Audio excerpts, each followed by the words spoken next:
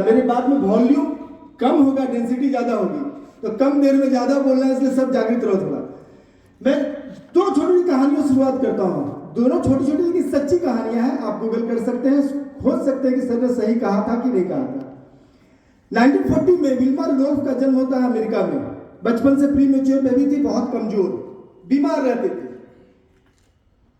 2 साल के करीब उनको पोलियो भी हो गया। पोलियोग्रस्त कमजोर प्री मेच्योर बेबी, लेकिन जैसे थोड़ी बड़ी उसका सपना था कि हम रनर बनेंगे, धावक बनेंगे। कॉन्ट्राडिक्टरी है थोड़ा, कमजोर, पैर में पोलियो, ब्रेस लगा हुआ, लेकिन धावक बनना है।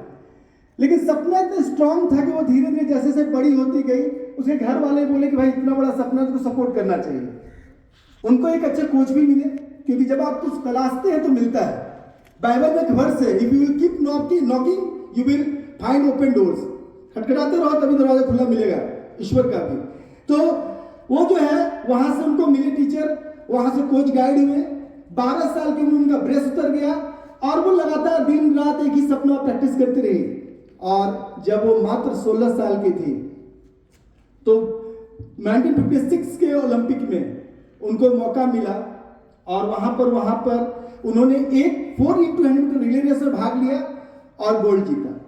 लेकिन वो रिले टीम का हिस्सा थी, उनको उससे संतोष नहीं हुआ। वो और प्रैक्टिस करती गई और 1960 के रोम ओलंपिक में जब वो गई तो अमेरिका की पहली महिला एथलीट बनी जिन्होंने 3 गोल्ड लिया था रनिंग में, 100, 200 और 4x400 मीटर, और बेस्ट रनर, बेस्ट एथलीट की ट्रॉफी भी उन्होंने जीती। ऐसी लड़की जो पोलियोग्रस्त, बीमार।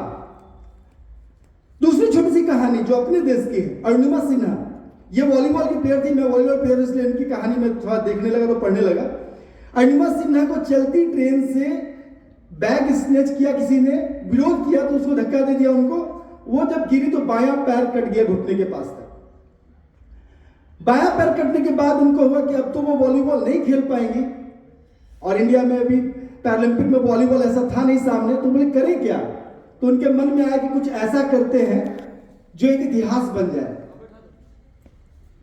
बच्चों, मैंने कहा था छोटा रहेगा इसलिए इधर ध्यान देना सभी।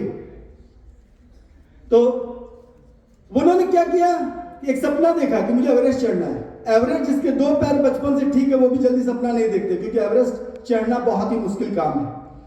हॉस्पिटल से निकलने के बाद वो घर जाने के बाद सबसे पहले पहुंची बजेंद्री पाल जी के पास, जो पहली महिला जो है पर्वतारोही थी, जो एवरेस्ट कंकर की थी।